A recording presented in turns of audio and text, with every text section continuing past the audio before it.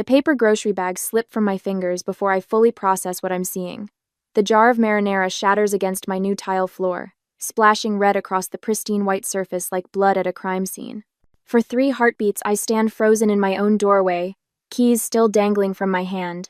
My mother and sister are inside my cottage that I showed them photos of only 3 days ago.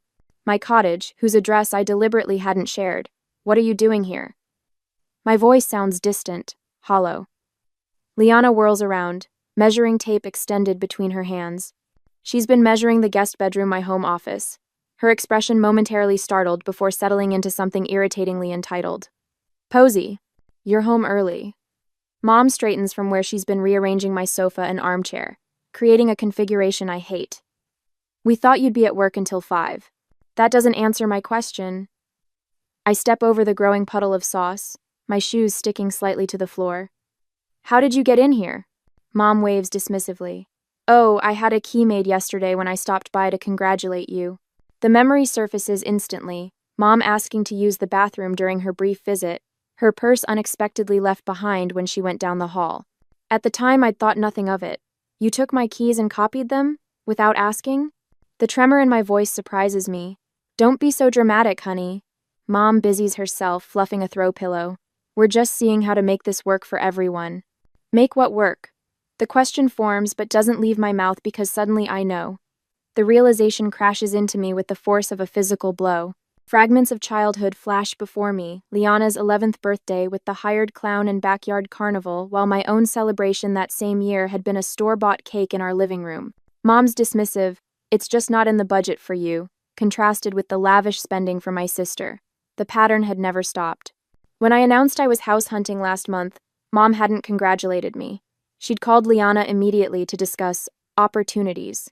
This is my home, I say, each word carved from ice. Not yours, not ours, mine. I cross to Liana and pluck the spare key from her hand, where she's been fidgeting with it. Her fingers close reflexively, then release. You can't be serious about living here alone, Liana says, her forehead creasing with practiced concern. This place has 3 bedrooms. The kids need space. Your housing situation is not my problem. The steadiness in my voice surprises me. After everything we've done for you? Mom's eyes widen, her hand pressed dramatically to her chest. Your sister's children need bedrooms. Family helps family, Posey. You know that. The familiar weight of obligation presses down, a lifetime of expectations that I'll sacrifice for Liana because that's what I've always done. But something has shifted inside me. The trembling in my hands stops as clarity washes through me. You have exactly 2 minutes to leave before I call the police. I'd point toward the door, arms steady. You wouldn't dare. Mom's voice sharpens. 1 minute, 50 seconds. They leave, Mom slamming the door hard enough to rattle the windows. I slide the deadbolt into place with a satisfying click. The phone rings 20 minutes later as I'm still cleaning marinara from the grout lines. Dad's name flashes on the screen. What the hell do you think you're doing? His voice booms the moment I answer. Your mother is in tears. You're tearing this family apart with your selfishness. I say nothing, scrubbing harder at a stubborn red stain. Liana needs help, Posey. That's what family does. You've always understood that before. Always understood, always accommodated, always sacrificed. Not anymore, I whisper, but he's still shouting, not hearing me. After I hang up, I stare at the family photo on my mantle. Mom, Dad, Liana with her perfect husband and 3 children, and me, slightly off-center, smiling the strained smile I've worn my entire life. For the first time, I see us clearly. See the pattern of sacrifice I've been conditioned to accept. I place the frame face down on the shelf. This house is mine. This life is mine. And I'm done giving pieces of it away.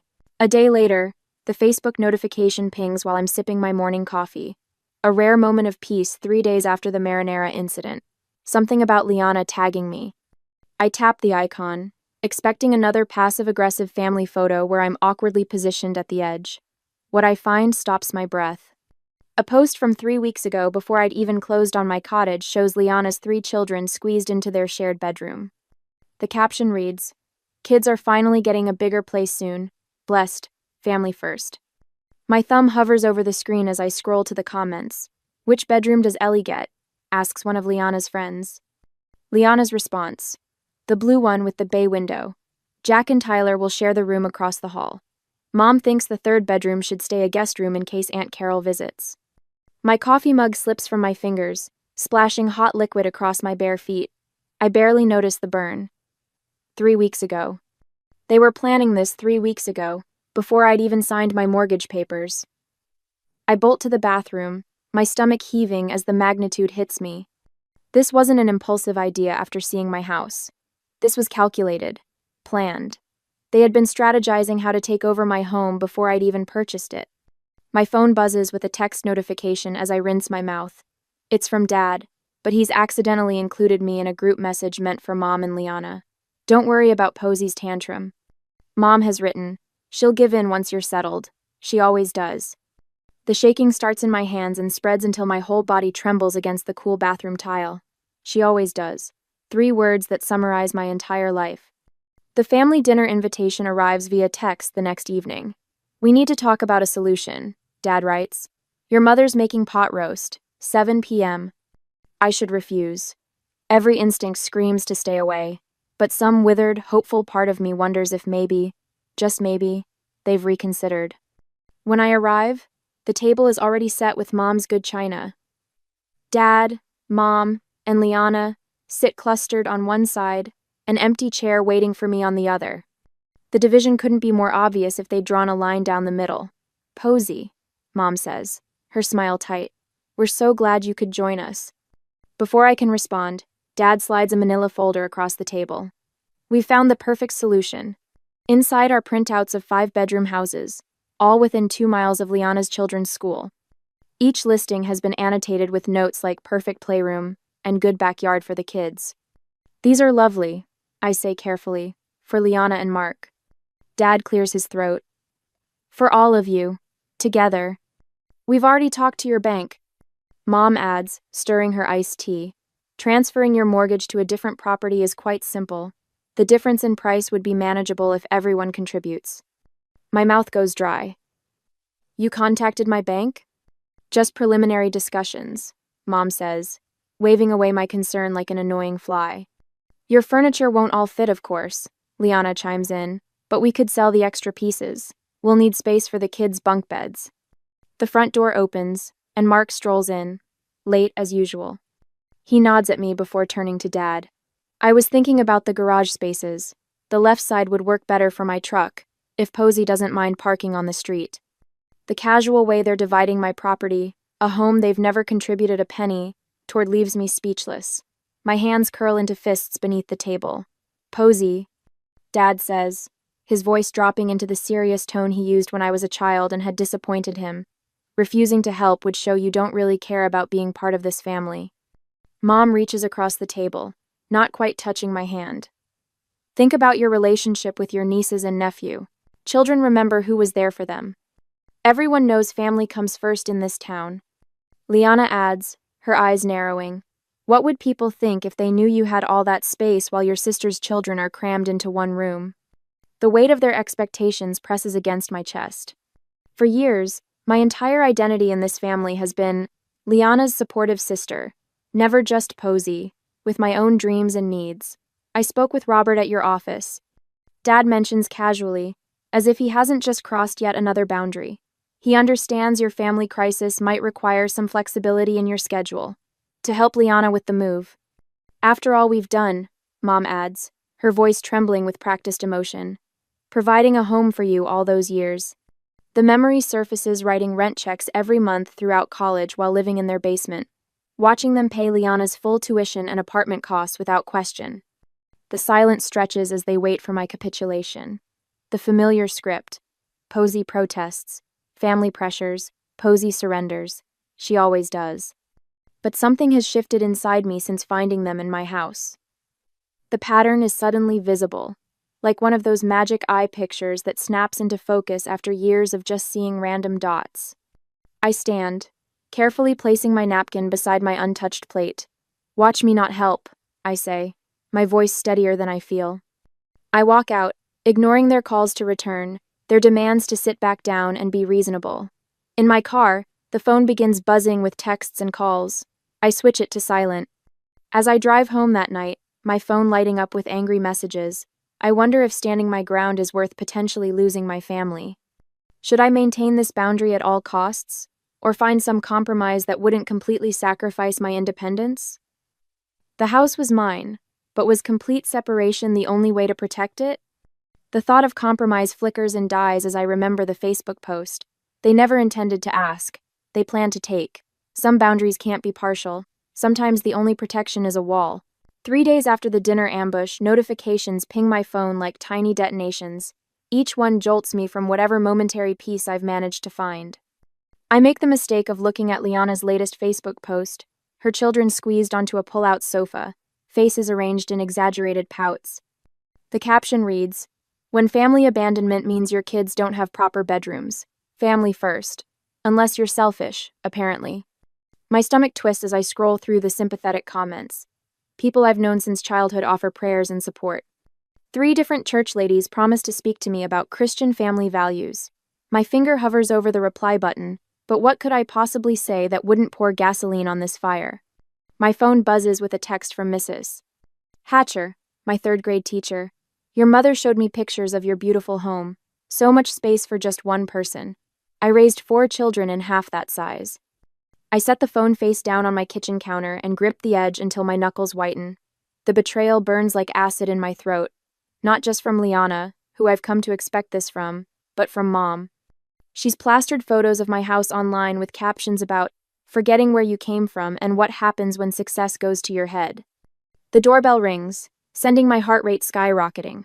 Through the peephole, I spot Pastor Williams on my front step, Bible tucked under his arm. This isn't a coincidence. This is a coordinated attack. "I'm sorry, I'm not available for visitors today." I call through the door. "Posey Adams, I've known you since you were in Sunday school. Your family is concerned, and as your spiritual advisor." I didn't request spiritual advice. I interrupt, surprising myself with the firmness in my voice. "Please respect my privacy." His sigh carries through the door. "I'll be praying for your heart to soften." After he leaves, I sit at my kitchen table and make a list of everything that's happened in the week since I threw my family out of my house. The scale of their retaliation is becoming clearer and more frightening. Yesterday, I discovered the first concrete evidence of how far they're willing to go. My mortgage statement hadn't arrived, so I called the bank. "We've been sending it to your updated address," the representative explained. "Your parents contacted us about forwarding your financial documents to their home for safekeeping." The violation leaves me breathless. They nearly succeeded, would have, if I hadn't been vigilant about my payments. What else have they diverted? What other pieces of my life are they quietly commandeering? Sleep has become almost impossible. I lie awake, cataloging potential vulnerabilities, jumping at every creak and rustle outside my windows. The thought of checking my mail each day fills me with dread. What new boundary will they have crossed? What fresh guilt trip will be waiting? This morning, I received an email from my homeowners association. My parents had contacted them with concerns about commercial activity at my address, a complete fabrication, but one that required me to respond with formal documentation, proving I work from home occasionally but don't run a business. The cost of this estrangement keeps mounting. But the alternative, a lifetime of exploitation, of being seen as nothing more than Liana's support system, seems unbearable now that I've glimpsed freedom. I start small, changing passwords, setting up mail, forwarding directly to my workplace, installing security cameras at every entrance. I document each unwanted contact, each social media post, each attempt to access my personal information. The methodical process steadies my shaking hands. When the security company finishes installing my new system, I feel a strange blend of sadness and relief. My home, the place that was supposed to represent my independence, now resembles a fortress. The next morning, a small miracle appears on my desk at work. A loaf of homemade bread wrapped in brown paper with a note tucked beneath the twine. "Sorry I blabbed about your new place. Not everyone thinks you're wrong. Some of us wish we'd been brave enough to set boundaries years ago. Marcy." I hadn't realized how isolated I'd been feeling until that small gesture of support brings tears to my eyes. The moment of peace is short-lived. That evening, I pull into my driveway to find Liana's SUV parked in front. Through my front window, I can see shadows moving inside my house. The familiar surge of violation is accompanied by something new, cold, crystalline anger. This time, I don't hesitate. I call the police from my car, watching as neighbors peek from behind curtains at the unfolding drama. By the time the officer arrives, my family has noticed me sitting in my driveway. They spill onto the front porch, Mom's face contorted with self-righteous indignation, Dad's reddened with anger, Liana clutching her purse to her chest like a shield. "She's throwing her own family onto the street," Liana cries dramatically as the officer approaches. "We were just visiting." "With what key?" I ask calmly, showing the officer my security camera footage on my phone. "I didn't give you permission to enter my home." Mom steps forward, eyes darting toward the gathering neighbors. "How could you call the police on your own blood? What will people think?" Something shifts inside me. The question that has controlled my entire life, what will people think, suddenly seems absurdly irrelevant. "I don't care what they think," I say, my voice steady. "I care what I think, and I think this ends today." The officer escorts them from my property with a warning about trespassing. As they drive away, I realize something profound. I've spent my entire life afraid of disappointing my family, measuring my worth by their approval. But I've never considered how consistently they've disappointed me, how little they've valued my independence, my choices, my right to a life that isn't defined by what I can give them. The next day, Dave, a friend from college who now practices family law, helps me draft a formal cease and desist letter.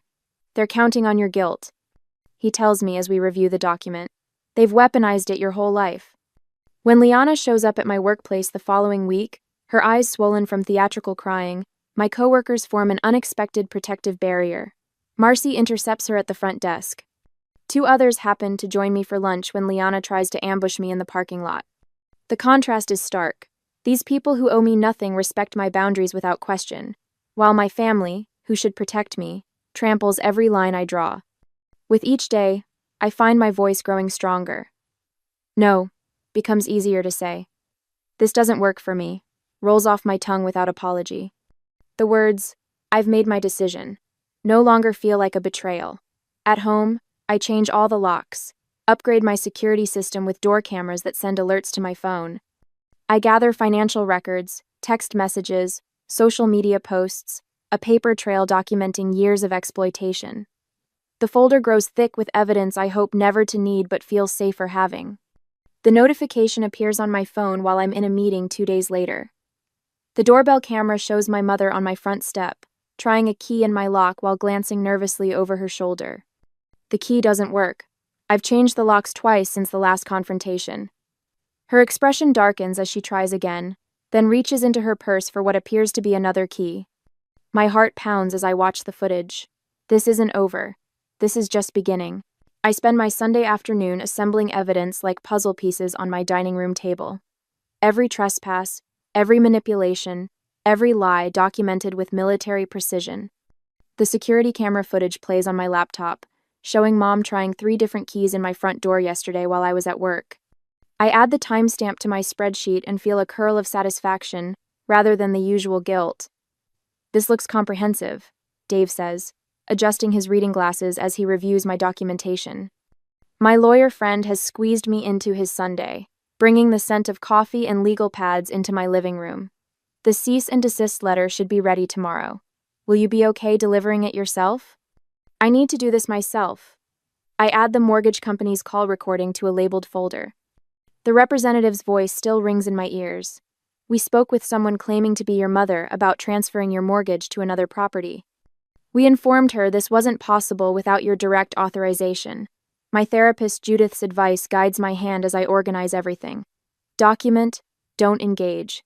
Facts, not emotions. Boundaries, not arguments." Monday morning, I place the certified letter in my mother's hands. She doesn't open it, just stares at me with wounded eyes as if I've betrayed her by protecting myself. "You'll regret this," she whispers, but takes the envelope. 3 days pass in blessed silence. No calls, no texts, no unexpected visits. I sleep through the night for the first time in weeks. Thursday brings the inevitable escalation. I'm reviewing code at my desk when Marcy from accounting appears at my cubicle, eyes wide. "Your parents are in the lobby," she whispers.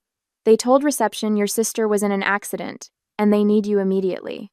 Cold dread washes through me until I spot the text from Liana complaining about her kids' school lunches time-stamped 2 minutes ago. I find my parents arguing with our receptionist, Mom dabbing at dry eyes with a tissue while Dad demands I be brought out immediately. Family emergency. He barks at the young man behind the desk. Her sister's been hurt. I just texted with Liana, I say, stepping into view. My voice remains steady despite the tremor in my hands. She's fine. Mom drops the tissue. Posey! Thank goodness. We've been so worried. Miss Adams? My boss appears beside me, her expression carefully neutral. Is everything all right? Dad attempts his charming smile. Family matter. We'll just borrow Posey for a bit. My family appears to be lying about a medical emergency to disrupt my workday, I tell my boss, loud enough for the entire reception area to hear. I apologize for the disturbance. Security escorts them out while I return to my desk, ignoring the stares. That evening, I discover Liana's latest attack, a GoFundMe page titled, Housing Crisis, Help My Children Have a Home, with my photo prominently featured. One email to the platform's legal department, citing unauthorized use of my image, and the campaign disappears by morning. My father's voicemail that night slips from rage into accidental truth. You ungrateful little, do you know what you've done? We had it all planned out. We were going to move in whether you liked it or not, and now you've embarrassed your mother in front of... I save the recording with a grim smile.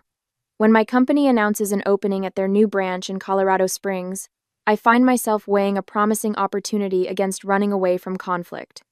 Would moving mean letting them win? Or was it my chance for a fresh start beyond their reach? My support system rallies around me like a protective wall. Dave sends a formal warning to my family, outlining the legal consequences of continued harassment. Judith helps me craft responses that stay firmly factual, without engaging their emotional bait. My boss offers flexible hours during what she calls this transitional period, her eyes knowing but never pitying. Your house needs better security, says Tara, my realtor friend, walking the perimeter of my property. Motion-sensing lights here and here, and reinforce this back door. I'd expected to feel alone in this fight. Instead, I've discovered allies I never realized I had, people who value my boundaries and recognize my family's toxicity. The tide begins to turn. Aunt Susan calls to ask hesitantly about the other side of the story. Cousin Mike messages that he doesn't think it's right what they're asking. Even Liana's perfect social media campaign backfires when friends comment, "Why can't you and Mark support your own family?" And, "Isn't Posey single? Why should she house your kids?" Their facade is cracking, revealing the selfishness beneath. The job offer letter arrives in my email Friday afternoon.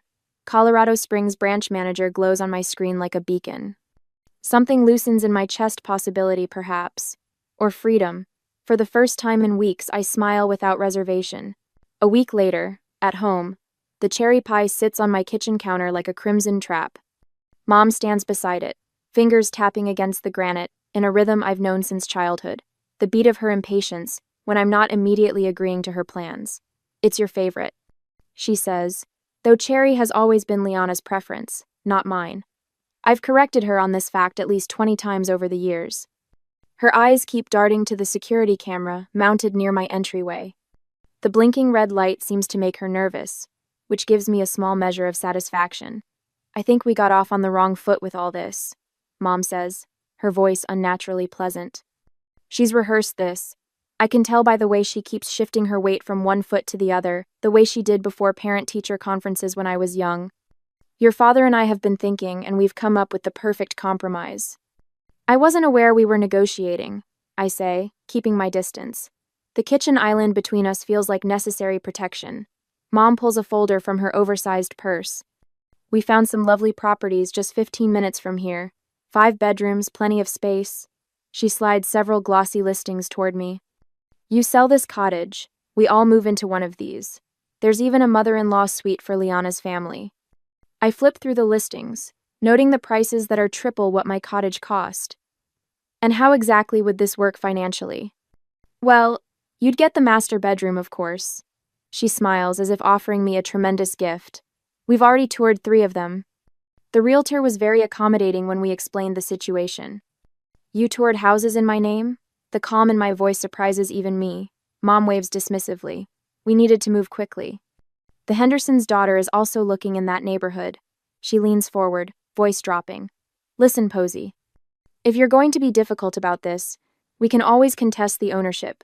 You couldn't possibly have afforded this place without family help. Family help? The words taste bitter. You mean the full rent I paid while living at home during college? Or perhaps you're referring to the student loans I'm still paying off while Liana's education was fully funded? Mom's face hardens. Don't be ungrateful. I walk to my office without responding, and return with an envelope. I place it on the counter between us, next to her untouched pie. What's this? She doesn't reach for it. It's a job offer from our company's new branch in Arizona. I push it toward her. I accepted it last week. Her hand freezes mid-tap. Arizona? I'm selling the cottage. I watch her face brighten before adding, and moving to Tucson next month. The color drains from her face. But what about Liana? Her housing situation is not my concern. I open a drawer and pull out a thick manila folder. I've been gathering some interesting documentation. I spread the contents across my counter, financial records showing my paid rent throughout college, alongside Liana's fully funded education. Birthday expenditure comparisons, showing the thousands spent on her celebrations versus the bare minimum for mine. Loan papers for the cars they bought her while I saved for my used Honda. What is this supposed to be? Mom's voice has lost its rehearsed quality. Evidence. I pull out my phone and tap the screen. And here's my security footage showing 17 unauthorized entry attempts on my property. Mom stares at the screen, watching herself and Liana testing keys in my lock, peering through windows, even once bringing a locksmith who thankfully refused the job. I'm not running away. I say, gathering the papers. I'm running towards something better, a life where I'm valued, not just useful. Your father will be furious, she whispers, but there's a new uncertainty in her voice. I'm counting on it.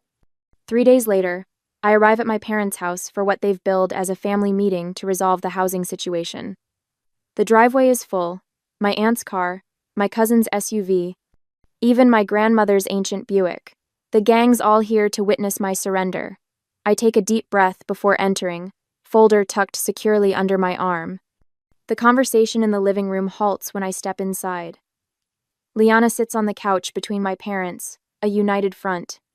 The extended family is arranged in a loose semicircle, an audience for the performance. There she is, Dad says, standing with a forced smile. We were just about to explain our solution to everyone. Actually, I say, my voice carrying across the suddenly silent room, I have an announcement first. I place my folder on the coffee table and open it to reveal the listing for my cottage, complete with professional photographs and a bright red for sale banner across the top. My house goes on the market Monday, I say, and I've accepted a position with my company's Arizona branch. I'm moving next month. The silence stretches for 3 heartbeats before Liana's shriek shatters it. But what about us? Where are we supposed to go? I meet her gaze steadily. The same place you've been living. The same place you'd still be if you hadn't tried to take what's mine. Dad stands, face reddening. This is how you abandon your family? After everything we've done for you? Everything you've done? I pull out copies of my documentation, passing them to my grandmother and aunt. Here's a record of what you've actually done. Different rules for different daughters, different support, different expectations. My aunt's eyes widen as she scans the papers. You made her pay rent during college while paying for Liana's apartment? It built character, Dad snaps, but his confidence wavers as more family members begin examining the evidence. You should see the security footage, I add, loud enough for everyone to hear. Them trying to break into my house while I'm at work, calling my mortgage company pretending to be me, creating a GoFundMe claiming I was in financial distress. Grandmother's hand covers her mouth. Is this true? My parents' silence is answer enough. As I drive home that evening, my phone buzzes with texts, not from my parents or Liana, but from my aunt, my cousins, my grandmother. Words of support. Questions about whether they'd been misled about other family matters over the years. The beginning of cracks in the family mythology. 2 days later, my realtor calls with news that feels like both victory and farewell. You've got an offer already, she says. $20,000 over asking, cash, with a 30-day close. I'll take it, I tell her without hesitation. One more thing, she adds. Do you want to keep the spare keys, or should I discard them? I think of all the keys that have been copied without my permission, all the boundaries crossed. Discard them, I say. I won't need them where I'm going. As I hang up, I hear whispers that my parents have already approached my cousin Thomas about his guest house. The cycle continues, but without me in it. I wonder briefly if any relationship with my family can be salvaged after I move, whether distance might actually make healing possible. But that's a question for another day. Today, I have boxes to pack and a new life to build, one that's entirely my own. A year later, the morning sun streams through windows that have no curtains because I haven't decided what style I want yet. My furniture sits exactly where I placed it, not where someone else thought it should go. The wall beside my desk blooms with photographs. Me atop a mountain in Colorado, shaking hands with the CEO after my promotion, standing proudly in front of this house on closing day. Not a single picture shows my family. My phone rests on the counter, its screen occasionally lighting up with notifications. A year ago, I would have lunged for it, heart racing at the possibility of another accusation or demand. Now, I glance at it with casual indifference. Unknown numbers route straight to voicemail, and several familiar ones too. Outside, through the kitchen window, my garden catches the morning light. Rows of basil, thyme, and rosemary herbs Mom always claimed would overwhelm her delicate palate thrive in neat beds. Brilliant orange marigolds border the walkway, their pungent scent a childhood favorite. I was never allowed to plant near the house. Too common. Mom had said when I was 10, "We're putting in roses instead." I bite into a fresh strawberry from my own patch and smile at the sweetness. The doorbell rings precisely at noon. Friends file in carrying gift bags and platters, their faces bright with genuine happiness to see me. No one has an agenda beyond celebration. "Happy birthday, Posey," calls Elaine, my colleague turned friend, setting down a bakery box. "Apple pie, as requested." "Not cake?" asks Thomas, another coworker who's driven 2 hours to be here. "I've always preferred pie," I answer, the simple truth filling me with unexpected satisfaction. Especially apple. For decades, I'd dutifully blown out candles on chocolate cake because Liana loved it. Mom always said making 2 desserts was wasteful when we could share. Elaine arranges candles on the pie while I pour wine into glasses, the stemware I chose because I liked it, not because it matched someone else's taste. "What should we toast to?" asks Sophia, the neighbor who brought me homemade bread when I moved in. "To building homes, not just houses," I say, raising my glass. "And to the family we choose."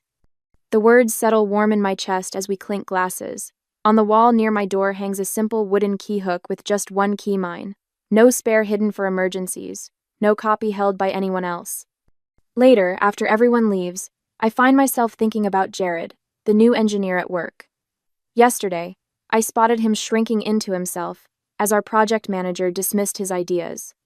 The familiar posture hit me like a punch to the gut, the same way I used to make myself smaller around my family.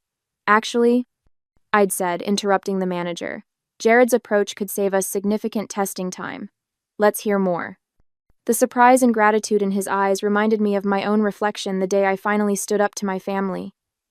My phone buzzes with a text from Michael, the landscape architect I've been seeing for a month. He respects my boundaries with a reverence that once would have felt foreign, but now feels right. "Still on for hiking Saturday?" the message reads. I smile as I type back, "Absolutely." Before turning in, I scroll through my phone gallery and pause at an old family photo, everyone grouped tightly together, me slightly out of frame as usual. After a moment's hesitation, I delete it and replace it with a picture of my front door, painted the bold red I'd always wanted. My cousin Brenda texts occasionally now.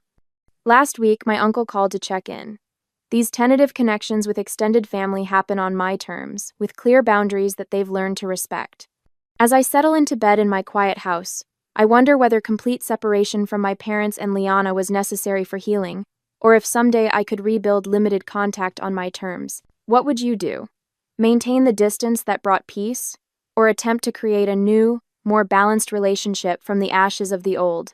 For tonight, I'm content with the life I've built, one where every choice, from the garden herbs to the friends around my table, reflects who I truly am.